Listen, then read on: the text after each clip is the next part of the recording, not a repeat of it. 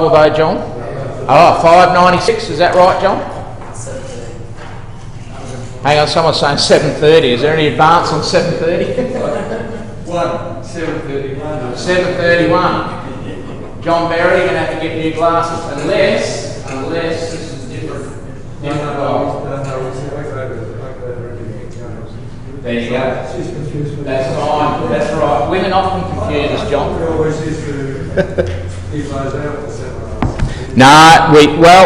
It doesn't matter. New King James, Old King, the ones most of us got is old, but new is fine. So there's no problems with that. But wherever you can find it, and John, you're going to have to help with those quotes because I've only got the Old King James here. So 7:31. Well, if you've got a pencil, just colour those two verses in there, 28 and 29. This is what Daniel the prophet, he was a young man at this stage.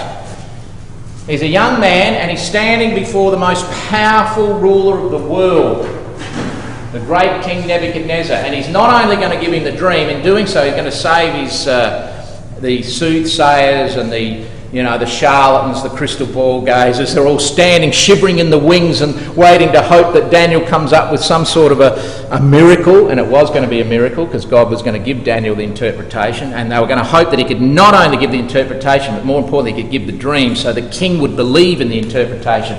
Daniel does that, but he credits the whole answer to that dream to the God of heaven. So look what he says. He said there is a God in heaven that reveals secrets, and he makes known to the king Nebuchadnezzar what shall be, there's your very key word, remember, in the latter days. Thy dream and the visions of thy head upon thy bed are these. As for thee, O king, thy thoughts came into thy mind upon thy bed, what should come to pass hereafter. So these are all things that are going to happen after this great king had this dream and for the generations to come. In fact, it goes on to say, and he that revealeth secrets makes known to you and to me and to you, to everybody that's got, eyes that can read the Bible and ears that can listen to the Bible, what shall come to pass. So we've got the latter days and what's going to come to pass. This is not just a history lesson, an interesting history lesson, although it will be tonight. This is something that affects you and me today, because this dream has a lot to do with our day in which we live. So we're going to see just how accurate this particular dream was. All right, let's go to the dream. We all remember the dream. He saw this massive image that frightened the king. He was very disturbed when he saw it. Who can tell me what the dream was made up of? Jackson? Gold, silver, brass, bronze, iron, and ironclad. Very good. Excellent. Well done. He saw this image, but what disturbed the king was not only did the image look quite stern and fierce, but it was made up of different metals. And as Jackson said, it really concerned the king because he saw the head was made out of gold. And he thought, well, that's strange. Wonder what that means. He saw that the chest and arms were made out of silver. The belly and thighs were made out of brass. And then he saw these two legs made out of very strong iron. And then finally he found that the feet were part of the iron and part of clay. And they never mixed together. Never mixed together at all. From this side now, what else did he see after that? He's watching this dream, this image there, and he's thinking, what is this all about? He's broken out into a sweat, but of course that sweat's going to start really multiplying now because he saw something else. What did he see? You want to guess what he saw? What we spoke about last week? I know you know, Jackson. Someone over this side. What did he see happen to the image? Stone smashing on the floor.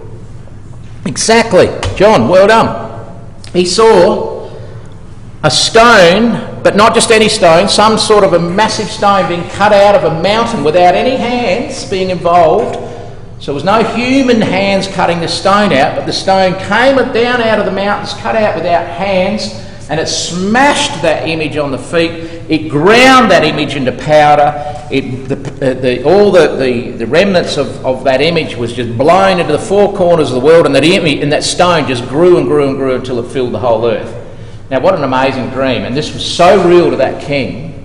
King Nebuchadnezzar, who was a real character, he's written there, Wikipedia testify, and they give us the dates, so this was when the prophecy was given. He woke up in a star and he wanted to know, what on earth is all this about? What does it mean? What is it trying to tell me? He knew there must be something in it because it was so entrenched in his mind that he just couldn't get away, and he just wanted to know, what does it all mean?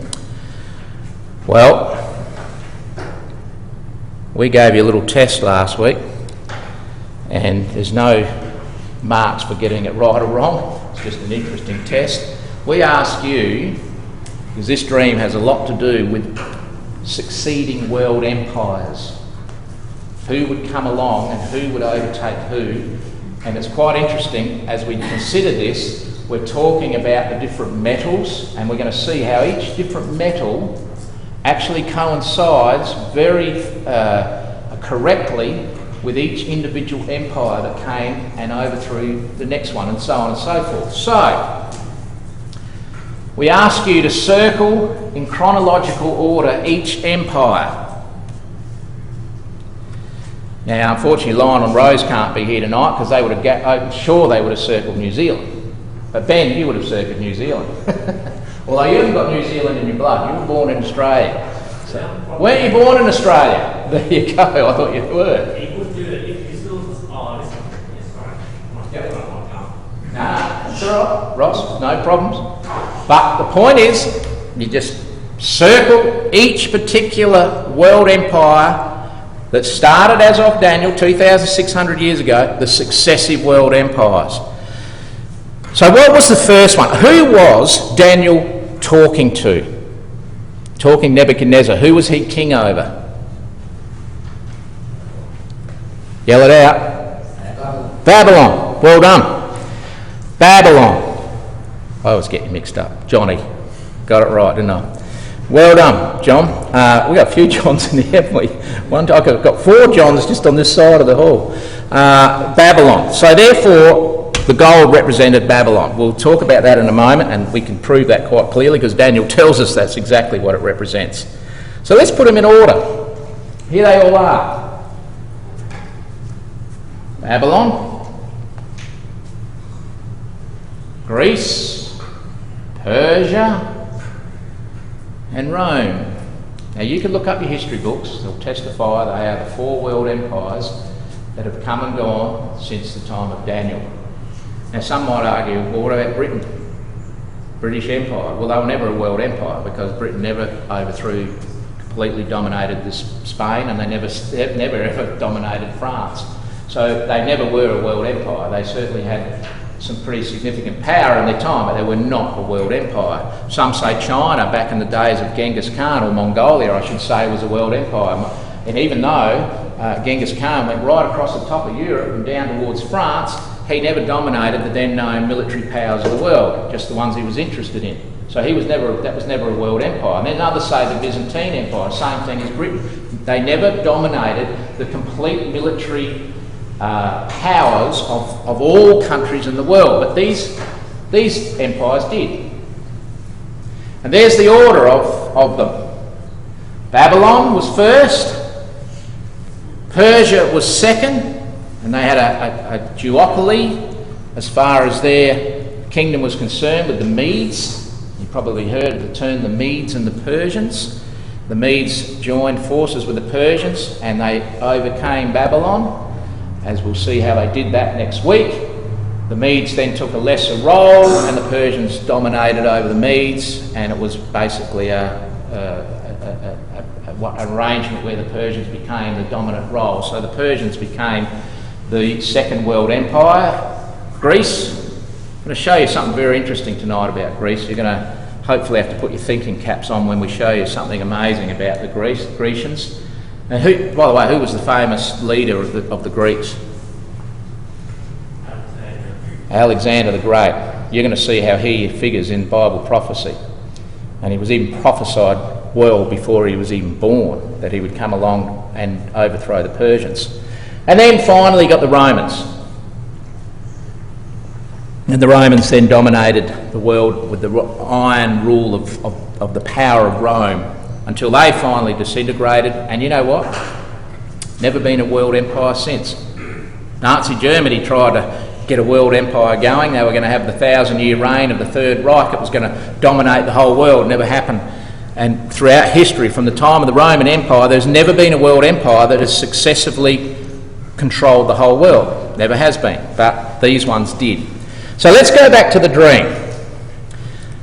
So Daniel's talking to the great king Nebuchadnezzar, and he's telling him everything about the dream. He has got the king's attention 100%. You know why he's got the king's attention 100%? Because he told him everything that he dreamed, down to the finest, minute detail. In Daniel chapter 2, he told him everything. This is what you dreamed. Is that correct, king? He said, yeah, I could imagine him going, yeah, absolutely, that's exactly what I dreamed. Now, because you told me, and I'm the only one that knew what I dreamed, I want to know what it all means. He said, all right, there's a God in heaven that was going to tell you what it all means, and he's going to use me to tell you, and this is exactly what he told the king. He said to the king concerning that head of gold, and this is where you've got to use scripture to unlock itself. There's no point making things up. You've got to use the Bible. The Bible gives us the key to unlocking the prophecies that it contains and the meaning of those prophecies. So we need to make sure that we use the Bible and we don't transgress or get away from that particular meaning. And of course we can use history to verify the Bible. So what did he say to the king? He said in Daniel chapter 2 verse 38, King Nebuchadnezzar, representing Babylon, you are the head of gold. Now, if you look in the history books, you will find that Babylon was the most wealthiest kingdom this world has ever seen, the most wealthiest empire this world has ever known. Gold was everywhere. Babylon had so much gold in its structure, in its city, in its walls, in its paintings. Gold was everywhere. It's a very fit symbol of the kingdom of Babylon. You are the head of gold, and Babylon controlled a very big area considering the days in which they were the world power. Everywhere else was just barbaric tribes and, if anybody, of any significance. Babylon controlled the then known forces that they were able to overcome. And it happened in BC 606 to 539, and I'm pretty certain that'll correlate exactly what Wikipedia says as the time that Nebuchadnezzar II ruled over Babylon. All right? So we are on the ball as far as Bible prophecy marrying up with history is concerned. Everything's going to plan. You are that head of gold, he says. And that's the area that the great King Babylon controlled. Now, just a little bit of interest about Babylon. The city of Babylon, of course, is in Iraq today. Saddam Hussein actually wrote of himself and put it on his palace walls that he was the reincarnation of the great King Nebuchadnezzar. He saw himself as the ruling monarch of that particular area and likened himself to King Nebuchadnezzar. His palace overlooked the ancient ruins of Babylon. Babylon was a massive city, held 3 million people. History will tell you this, archaeology will tell you this. They've unearthed the ruins of Babylon today, and they only did it less than about 100 years ago. The wall surrounding the city was 25 kilometres each way. It was 110 metres high, 26 metres thick, in 100 bronze gates. Famous hanging gardens of Babylon. Remember we told you that last week? There's a little picture on the back of your page there of these famous hanging gardens of Babylon. It's amazing what men will do to keep their wives happy. And his wife was very, very homesick for the beautiful gardens where she came from. Babylon is in the middle of the desert. Great King Nebuchadnezzar obviously loved his wife to the point where he spent probably an equivalent to hundreds of millions of dollars to create these botanical gardens hanging off the rooftop of his palace. It's one of the ancient wonders of the world today, the famous hanging gardens of Babylon. Temples each had statues 10 feet high and solid gold weighing 26 tonnes. So everything to do with gold was representative of Babylon. What a great metal that God used in that dream to represent King Nebuchadnezzar and the kingdom of Babylon. Amazing thing is, Babylon, for all its glory, for all its wealth, for all its power, for all its might, God said it was going to come to a close. And it didn't last all that long. As we'll see in a moment, or we'll see particularly next week. It didn't last all that long at all. So Babylon was quite an amazing city. Do you know Babylon was built right on top of the River Euphrates? The River Euphrates actually passed right through this city of Babylon. The famous Ishtar Gate, that's the entrance gate where the king's processional march would go in and out of the city.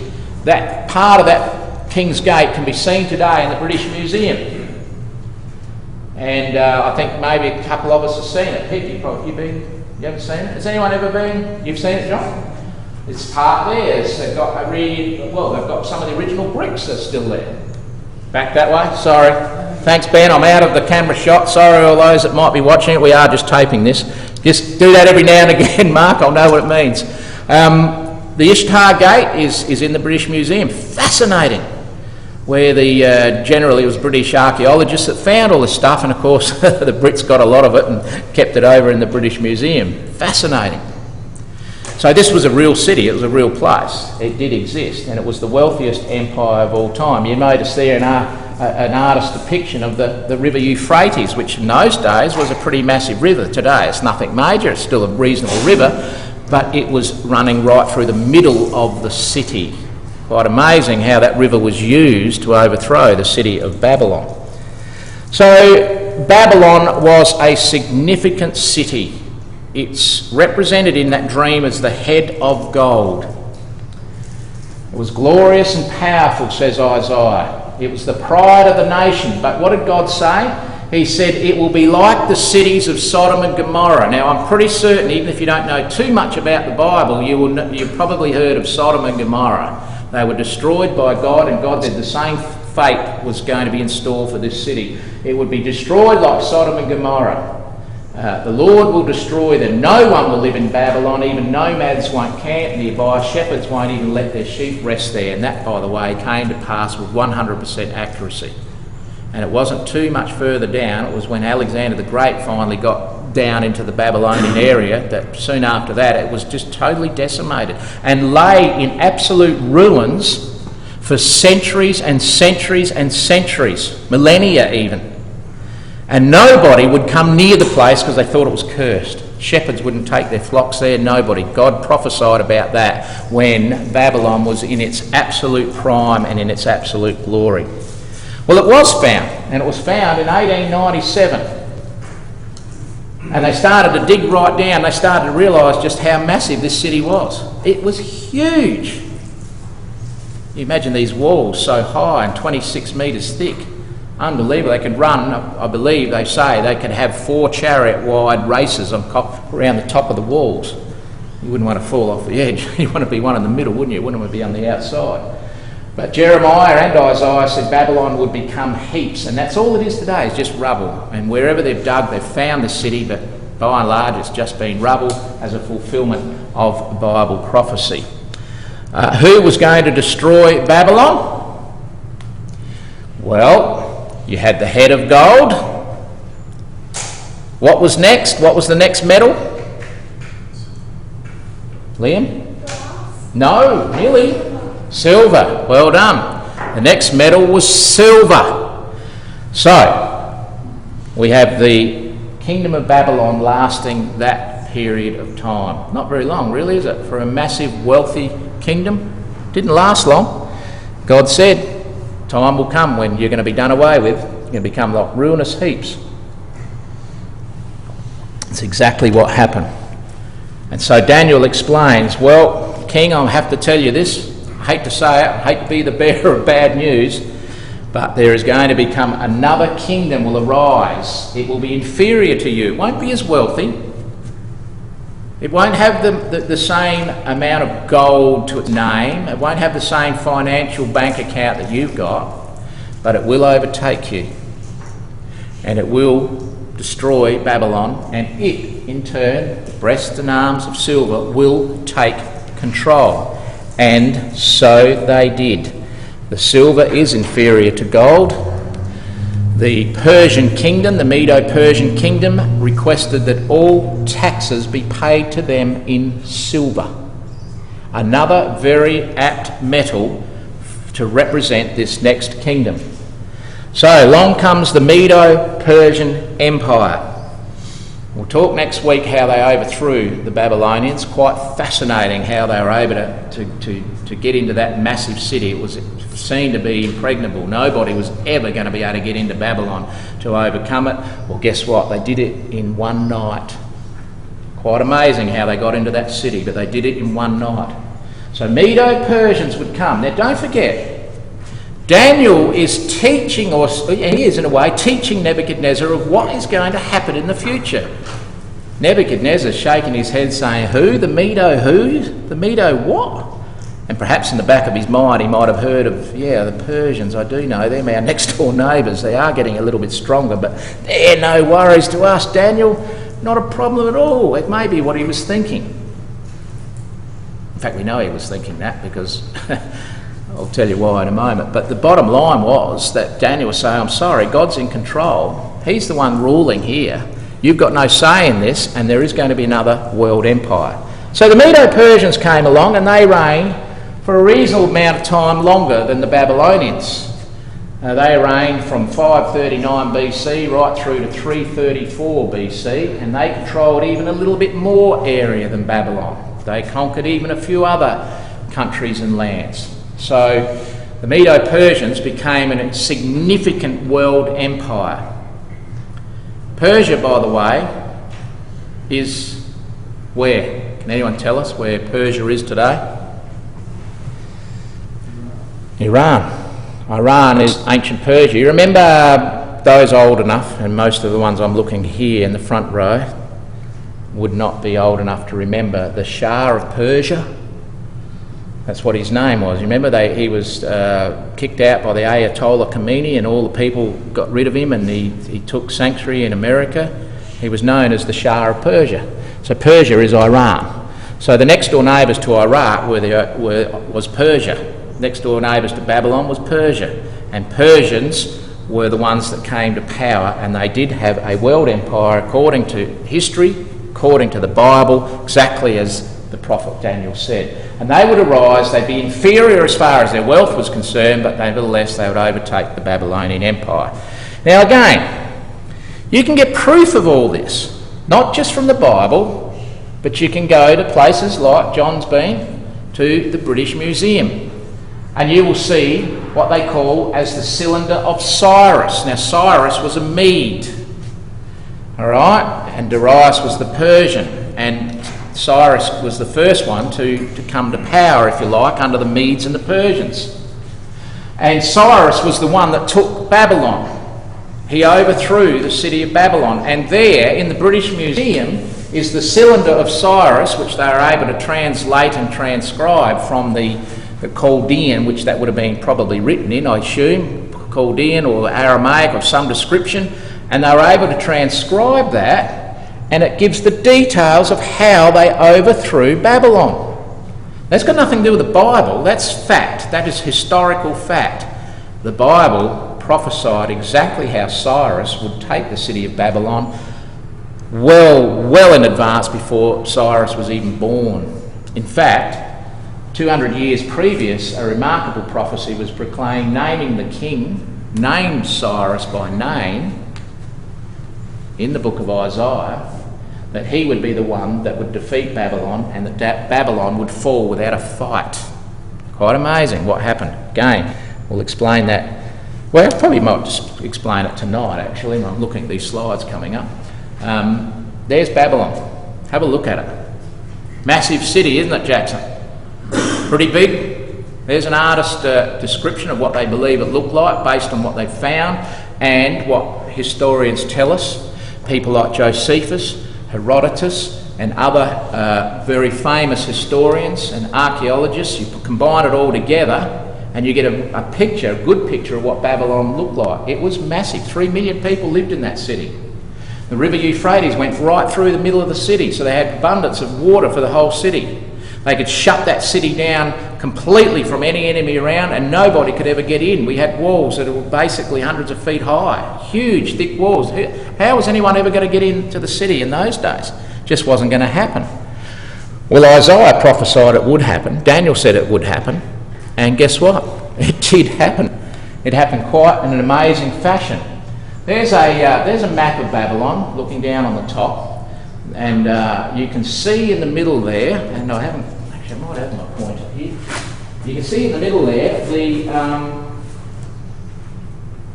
the river going through, the River Euphrates. And what the Medo-Persian army did under the rule of Cyrus, they came up and they looked at the city and they ummed and ahed and said, how on earth are we ever going to take this city? And all the military generals got together with Cyrus and they said, there is a way to get this city, you know. There's a way in which we can get into that city, and that's through the river. Now, the Babylonians weren't stupid.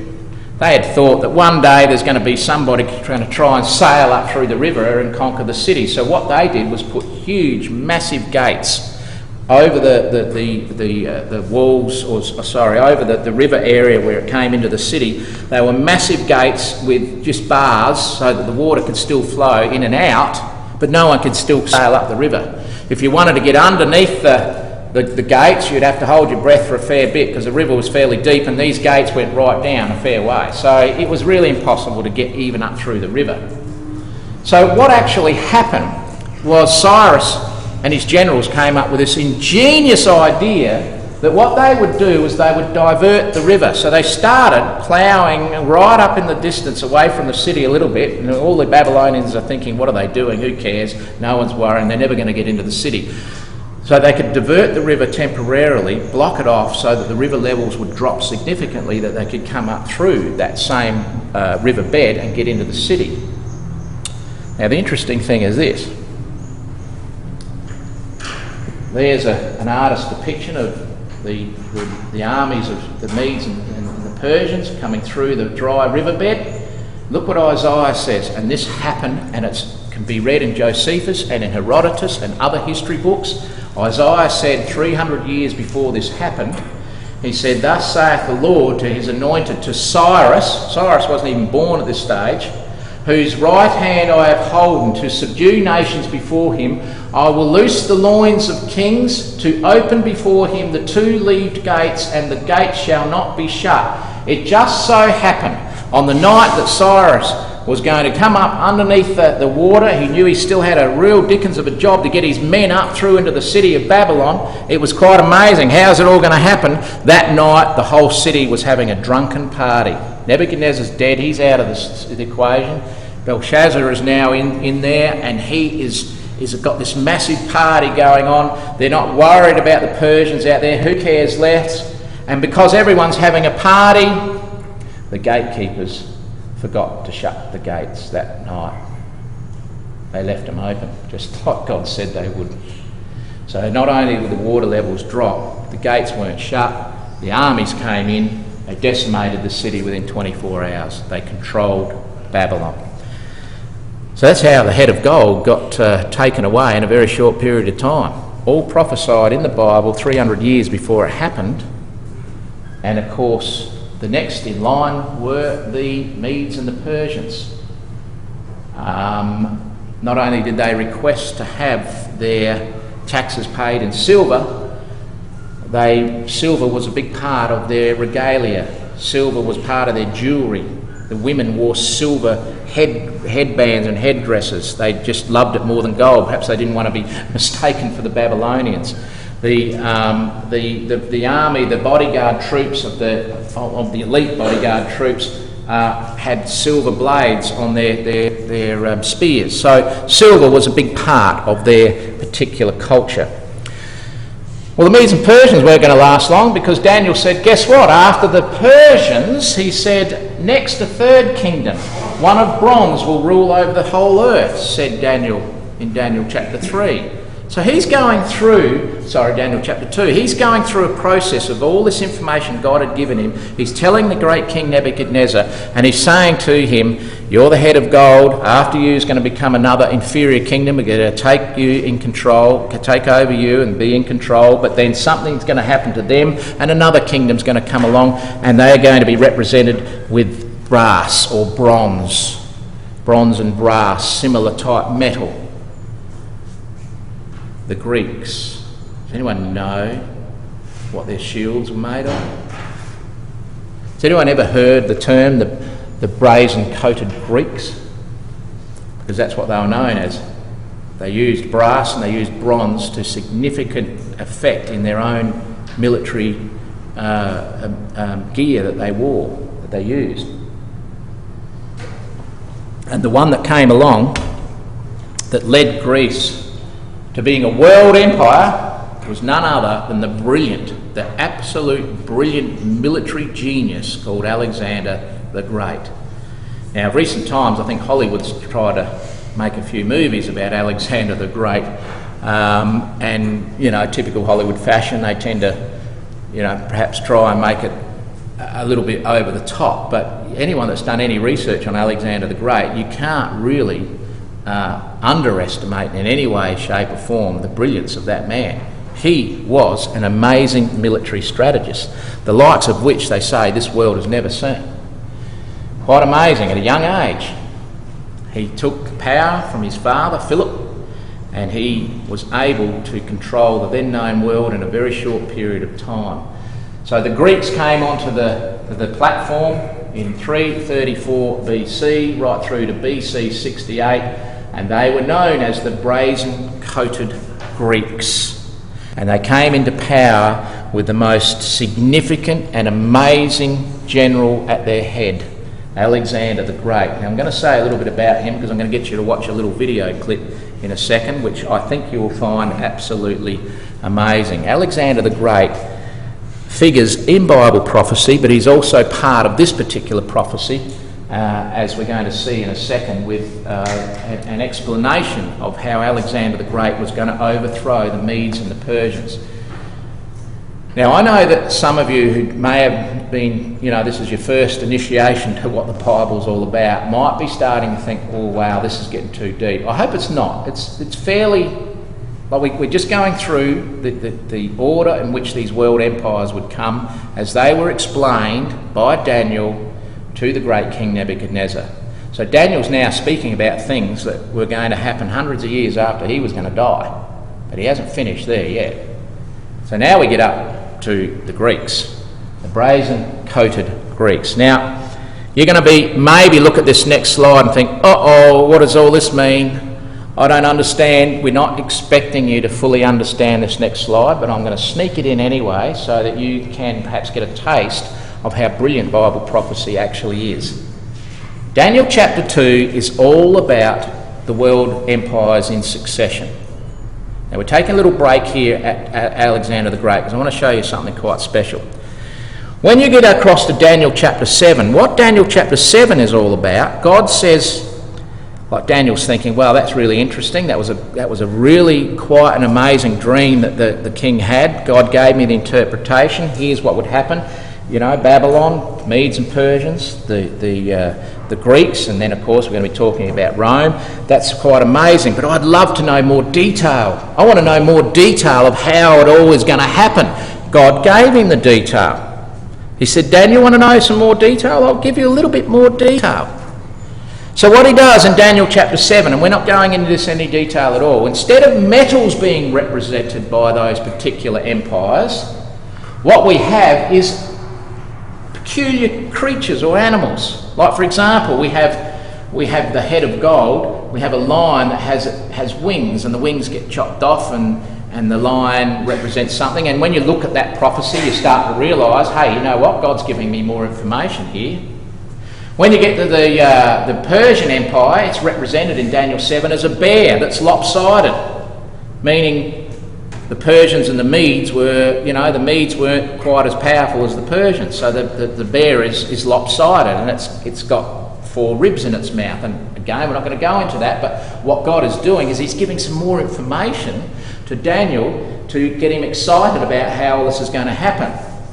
The Greeks are represented and fitly represented as a leopard, as if a leopard's not a fierce, fast-moving animal as it is. God gave this leopard wings, so it just shows that not only is the leopard very quick and a complete destroyer of anything in its path, but it's also very fast in the sense it's got wings. And lastly, the Roman Empire is represented by this fierce, like a crocodile that had all these horns. And I'm not going into this in any detail at all.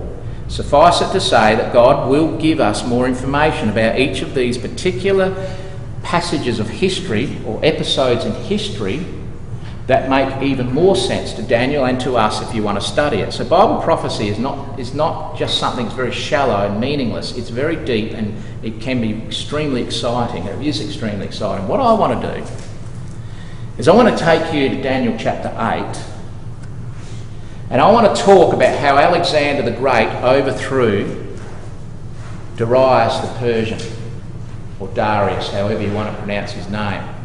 Because the Bible is very clear when it speaks about Daniel chapter 8, and it describes this time the Medes and the Persians as this massive, big, bulky ram. A great big ram. And it describes Alexander the Great as a goat with a notable horn on its head. So open up your Bibles to Daniel 8. Now, I'm hoping that you will understand this and find it fascinating. If you don't, I haven't done my job properly, or probably more to the point, I'm expecting you to know or get excited in something that should have waited until later in the series. But I get quite excited about this because this to me is just absolute 100% foolproof evidence that Bible prophecy is what it is. God's prophecies, not man's. So when you get to Daniel chapter 8, you get to this section that talks about, in detail, about the overthrow of the Persians by the Greeks. And it's laid out for us in verses 5 through to verse 8. Now, I'm going to read it to you. Follow it in your Bible. You can colour it in. Sandy's colouring hers in. If you want to colour this section in, it's all about Alexander the Great overthrowing the Medes and the Persians. Now, how do we know this? Well, again, remember what we said? Let the Bible unlock itself. We'll show you that in a moment. But here's what it says. And I was considering, and behold, a he-goat came from the west. Now, consider this he-goat represents the king of Grecia. And that's, by the way, what it says over in verse 21. The rough goat is the king of Grecia. See that in verse 21? Is that, you all got the same Bible as me, I hope? King of Grecia. And he says in verse 20 that the ram represents the kings of Media and Persia. So we've got Medes and Persians represented here, and we've got the Greeks represented in the goat. Now have a look what happens. The he-goat came from the west on the face of the whole earth. He touched not the ground, so he's in a big hurry. And the goat had a notable horn between its eyes. And he came to the ram that had two horns, which I had seen standing before the river. And it ran unto him in the fury of his power. And I saw him come close unto the ram, and he was moved with choler. That's an old English word. I don't know what's in the New King James Version. What's in that one there? Probably says anger in verse 7. Wrath. Yours says wrath. Rage. Same thing. So it came unto this ram with absolute rage against him. It smote the ram, it brake the two horns, and there was no power in the ram to stand before him, but he cast him down to the ground and stamped upon him, and there was none that could deliver the ram out of his hand. Now we'll just stop it there because that's probably enough. Now let's go through what those few verses told us. Written 300 years before Alexander the Great is born. All right? A fulfilled prophecy with the most amazing detail. Now, let's get our head around this, understand this. Daniel's still in Babylon. He's been given an updated vision of how Alexander the Great is going to overthrow the Persians. It's clearly proven from history, and you can see it on Wikipedia, or you can jump into Google and search for yourself that when Daniel gave this prophecy, or it was given to Daniel rather, to give to us and to give to the king, it was given in BC 540. 540. It was fulfilled in BC 333, over 200 years later, with amazing accuracy. So Daniel is being told something that isn't going to happen for another 200 years, and he's been given this little dream of this goat running across the river, feet hardly touching the ground, smashes into the ram, demolishes the ram and takes over control. So let's just put it all into context so we can understand it. It's a remarkable prophecy. It's prophesied 200 years before Alexander the Great was even born. It's a very, very interesting prophecy, but here's what we see. Here's the artist's rendition of those verses we just saw. All right? So we got a ram. Its feet is not on the ground. Which direction was the ram coming from, by the way? From the west. It's coming from the west. So we're not only told that it's in a hurry, its feet wasn't touching the ground, it's coming from the west. There's a river involved. Right there's a river, and one side of the river there's a ram. We know from verse 20 that the ram represents the Medo-Persian army. Now, has anyone ever seen a fully grown ram? They are solid and massive, and they would take no nonsense from a goat.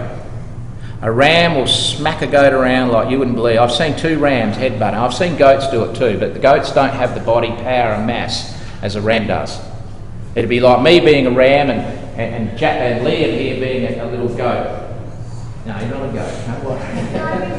No, you can't be the ram because I've got the body mass index, all right? And if we headbutt at each other, he's going to go flying. So we're dealing with something that's unnatural here, aren't we? We're dealing with a bulky creature that's standing its ground, and this goat thinks he's going to have a go at it. It's just not going to happen in the natural world. Well, in this one, it does happen. So we've got this situation here developing as per the prophecy. This army is coming speedily from the west. The he-goat in verse 21 represents the Grecian army. Grecians didn't really have much of an army back when this was prophesied in BC 540 because Babylonians are still in control. The notable horn leading the goat is representative of Alexander the Great. It's the king. All right, the horn is the king that is leading this army. Everything happens at a river. Now, you can follow this? Is this all starting to make sense? Can you see this? We've just read this, written in BC 540, 200 years before Alexander the Great is even on the scene, and God is giving this detail of how Greeks were going to overthrow the Persians. All of this happens with absolute speed, and in a very short time the ram is defeated, and normally that would never happen. In the natural world, a goat would never take on a ram because it's just totally, it's just going to be outperformed by the bulk of the ram. All right, let's just summarise what we've just considered there. We learn from this particular prophecy these things. The goat was swift, it was impatient, had a notable horn that was leading it. The ram was immovable, it stood its ground, it didn't move at all. The battle took place by a river, and the ram was very quickly defeated, and it was all very quickly over. I want to show you a little film clip. It was a film clip done by this gentleman here, Michael Wood. He works for the BBC, and he did a brilliant series. It goes for about 5 or 6 hours if you ever want to get it, but it's riveting stuff, and it's called In the Footsteps of Alexander the Great. Now, I'm wondering, Wayne, if you could just turn these 2 lights off. It only goes for about 3 minutes, but just keep in mind what we just told you. All those things that God told us would happen in that particular prophecy, have a listen and see if you can pick them all up with this particular video clip. Now, hopefully the sound will be ready to go, Ben. You ready? Here we go.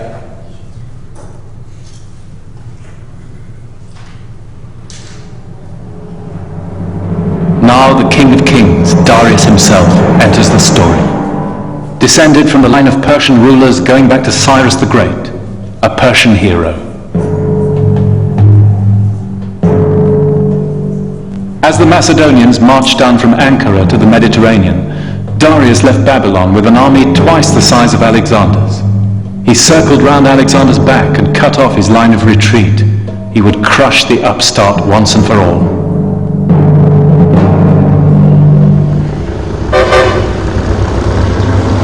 The kings met at the little town of Issus.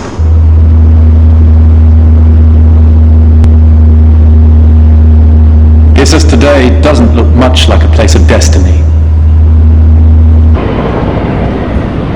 But one of the decisive battles of history took place here. Darius lined up along the banks of the river Pius between the mountains and the sea. In his center, along a line of crags, he had 20,000 Greek mercenaries. These were to repel Alexander's phalanx troops. By the sea, he'd massed cavalry forces to overwhelm Alexander's left wing. But up on his left, by the mountains, Darius placed untrained infantry protected by archers, a sure sign he feared they couldn't cope on their own. He saw the Persian plan. It was not flawed so much as obvious. He knew this was the weak point because of the terrain and the archers. And as soon as he had seen those archers in front of the infantry, he knew this is where to attack. The autumn light was failing fast. The wise head said wait till tomorrow, but Alexander would not. And you can imagine standing here as Alexander rides along his lines, and we're told in the sources, encourages the troops. You know, he appeals to the Macedonians, and the cry goes up. He's singling out officers and men for their bravery, and the Macedonian regiments are shouting, and he goes along the Greek allied contingents and cites, we are defeating the great king of Persia. We are going to avenge Persian humiliations of Greece. He goes to his Thracian and Balkan allies and says, enemy, kill, booty, and of course they understand that, no problem. These guys are in here for the more fun aspects after the battle. And all of the army is really worked up to a fever pitch. The Persians now are so nervous. They're waiting for the charge, and then Alexander gives, charge, down they come. These troops, oh my God, they're after me, personally. They're going to kill me. They let loose a volley, which we're told is so bad that the arrows hit each other. It's completely ineffective. They turn around, run into the infantry, let me through, let me through. They try to muscle themselves. This throws the infantry into a panic. In seconds, Alexander's cavalry is coming down into the river, is on top of them. The entire Persian left flank here dissolves in a panic. And the battle's lost in the first few minutes. One could say in the first minute. Alexander had smashed right through to Darius's chariot. Darius had to flee for his life. This is the moment, preserved on a great mosaic from Pompeii. Alexander storms into the history books like a hurricane, wild-haired and wide-eyed. Darius, the noble king of the world, stares in disbelief, shaken by pity and fear. The world had changed. Thanks, Wayne. Well, a short clip, but did you follow that and then follow, does it make sense with what we read? How amazing is that? Is it just me, or is it all make sense? Because what we read is what the BBC reported as actual fact. And here it is being spoken to us by Daniel 200 years before Alexander's even born. So I just thought we'd slip that one in because I found that very fascinating. I hope you did too, as a means of the evidence that Bible prophecy can really show to us of just how accurate it is. By the way, there's a coin, a coin there that is part of what they found in archaeological ruins of Alexander's transcription. Can you see that horn? They actually put the horn on him. Quite interesting, isn't it? And of course Alexander, as we said, a brilliant military genius, 20,000 miles in 11 years, 5 miles every day he marched his troops until they overcame the world, and he broke down and cried. So what happened was when all these tribes and barbaric tribes started attacking Rome, we ran out of iron. So the decree was given out that whatever iron you could find, you'll be paid good money for, and it'll be taken to the smelters and melted down into the weapons. So they went and dug all the reinforcing iron out of the... So one of that thing's even still standing. So any bits of iron that was there to reinforce that building, they dug it out, got the iron and melted it down into weapons. So the Colosseum is full of all these holes where they got the iron out so they could make weapons to continue on the warfare. So just an interesting little side point that is just again proof that iron is a very good representation of Rome. Don't take my word for it tonight. You go home, you Google whatever you want, you go into your world history books, you'll look at everything, you will see that there's never been another world empire since Rome. There hasn't been one. Nobody can lay claim to a complete world empire since Rome fell and never was overcome by another nation, but it was overcome by a series of barbaric tribes in the north, in the Europe section. In fact, not long ago, someone was telling me on SBS there was a really good series about how that actually occurred. Has anyone heard of that? Apparently they've talked about the Franks and the Lombards and the Visigoths and how they all were niggling away at the Roman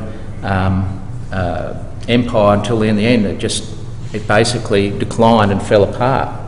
So that's what Daniel says is the next thing. He says there's not going to be another empire, but what we're going to see is we're going to see the feet, part of iron and part of clay. The kingdom's going to be divided, so you'll have some of the strength of Rome, but you'll also have the weakness of clay. They will be together to form feet, but they won't really get on all that well. Now, what's that all about?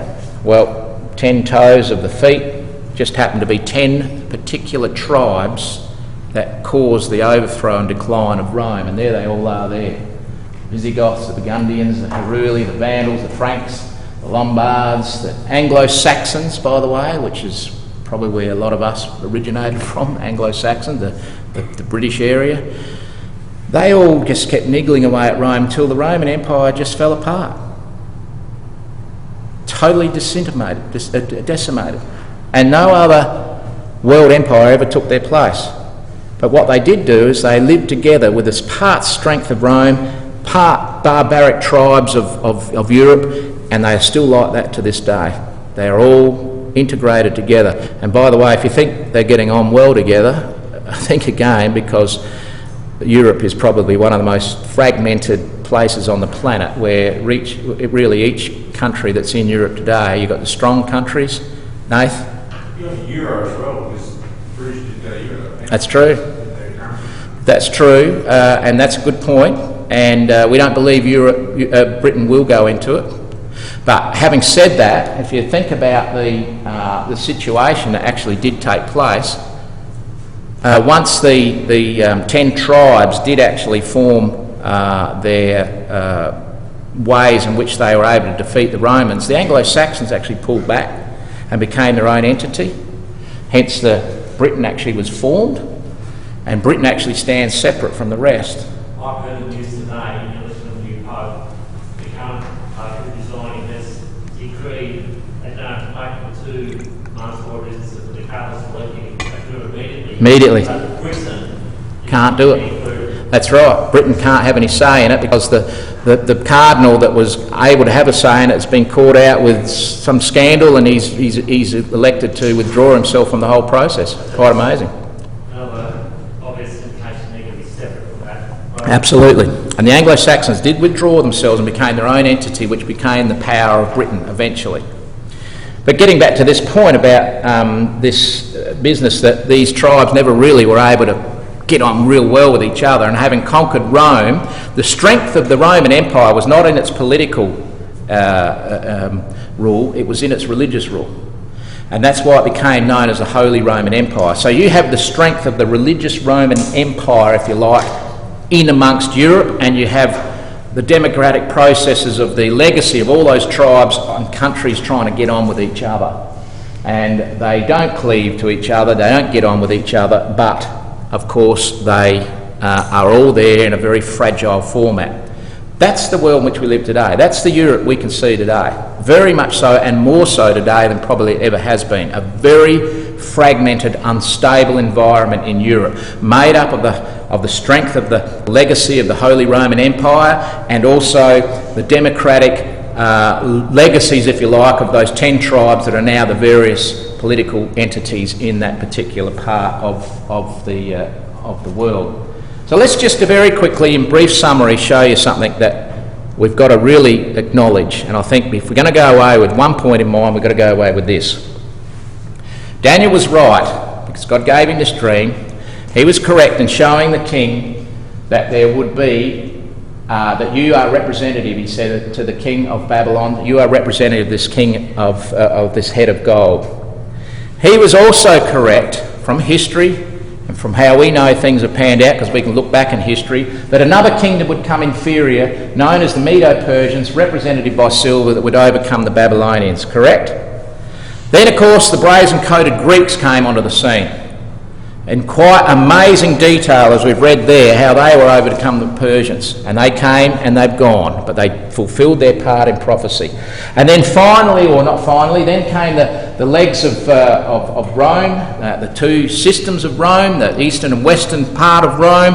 That in turn ruled with great and fierce and mighty power, the strength of the iron.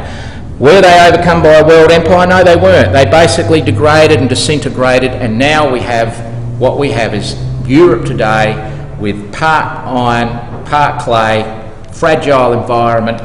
That's the section of Europe today. Very, very fragile, unstable section of the world. You only got to get something going on in Greece and the whole world starts to feel it, not just Europe. What was the next thing in the dream? Jackson, what happened after this? The rock. See, this is not over, is it? That's not over yet. This is, so far, we've seen everything come to pass as Daniel said it would, and it's happened. But the next thing, of course, that was going to happen was this massive rock cut out of the mount without hands was going to smash that image, not on the head, not anywhere else, but at the feet. Was going to smash the feet, and of course what was going to happen was that image was going to be totally and absolutely destroyed. Well, the question I guess we have is, what does that stone represent? And if I can get this to move on, that's a part of the next week where we are going to be talking about what's this stone all about. What does it mean? This is the interesting thing. Who is that stone? When is the stone going to come and smite the image on the feet? What does it mean when it fills the whole world? What is the significance? What on earth does it all mean? And we're going to look at that next week. And we're going to really study it and try to get our head around it. It's not all that hard. You don't have to be Einstein to know this next part. Very, very interesting indeed. Also next week, we're going to have even a smaller Bible than tonight. All right? And I know you guys are going away for the next couple of weeks, but guess what? The good news is we're going to tape it for you, so when you come back, you'll be able to follow it, Johnny and Dave. We're going to have even a smaller Bible next week, and thanks, by the way, to Pip. Pip's the family heir to all these heirlooms, and he's very kind enough to be able to loan these things to us. It's no bigger than a postage stamp, and Wayne, I believe you've got a microscope at home?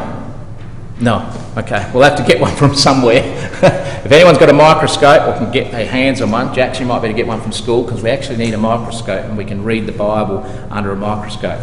So that's basically what it's about. Now, this is what I promised you tonight. Liam, do you want to come and open up the smallest Bible in the world? Come on then. This is the smallest Bible in the world, printed in the 1800s, Pip. Take it out. Oh, there you are. All right, take it out of the matchbox.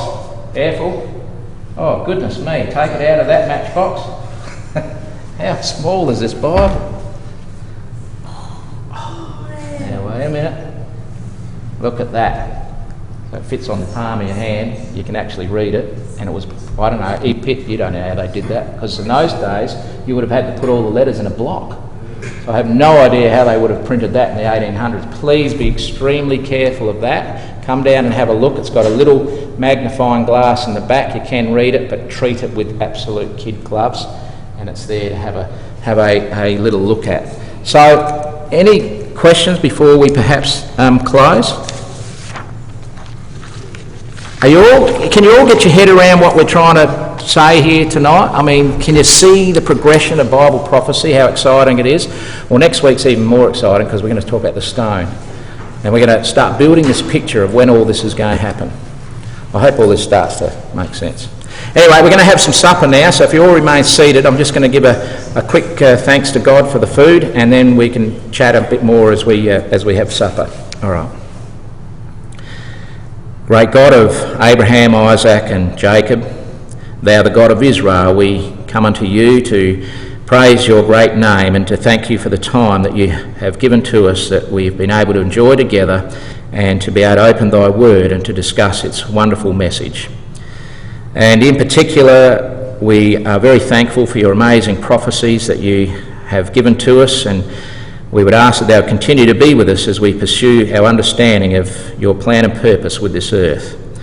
We also thank you for the light refreshments, and we would ask that thou would keep us all safe till we meet again, and God willing, according to thy will next week.